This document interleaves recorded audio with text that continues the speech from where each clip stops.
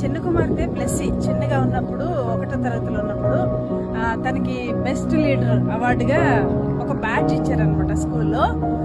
మేము ఒకరోజు మీటింగ్ వెళ్ళాలనుకున్నప్పుడు వాళ్ళ డాడీ దాంతో చెప్పారు, ఈ రోజు స్కూల్కి వెళ్ళొద్దమ్మా అని. లేదు డాడీ, నేను స్కూల్కే వెళ్తాను, మీతో రాను అని చెప్పింది. ఎందుకు అని అనుకున్నాము.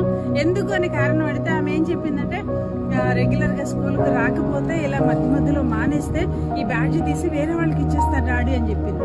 అంటే తనకి ఆ బ్యాడ్జ్ యొక్క ఇంపార్టెన్స్ ఏదో స్కూల్లో అదే చెప్పారు, రెగ్యులర్ గా వచ్చే వాళ్ళకి మాత్రమే అని చెప్పి.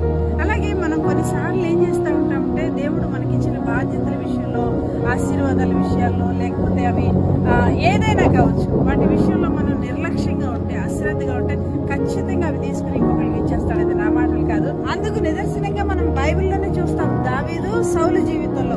ఎందుకంటే సౌలు దేవుని ప్రజల కొరకు దేవుడు రాజుగా నిర్ణయించాడు సౌల్ని.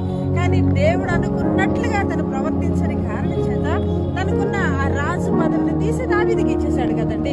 ఖచ్చితంగా మన జీవితాల్లో కూడా దేవుడు అంతే చేస్తాడు. దేవుడు ఇచ్చిన ఆశీర్వాదాలు, లేకపోతే మేలు, ఆయన ఇచ్చిన తలాంతులు, అది ఏమైనా కావచ్చు, వాటిని సక్రమంగా సద్వినియోగపరచకపోతే, వాటి విషయంలో మనం నమ్మకంగా లేకపోతే తీసి ఇంకొకరికి ఇచ్చేస్తాడు. మరి తీసేసుకొని ఇస్తారా, లేకపోతే మీరే అనుభవిస్తూ దేవునికి భయంకరంగా ఉంటారా?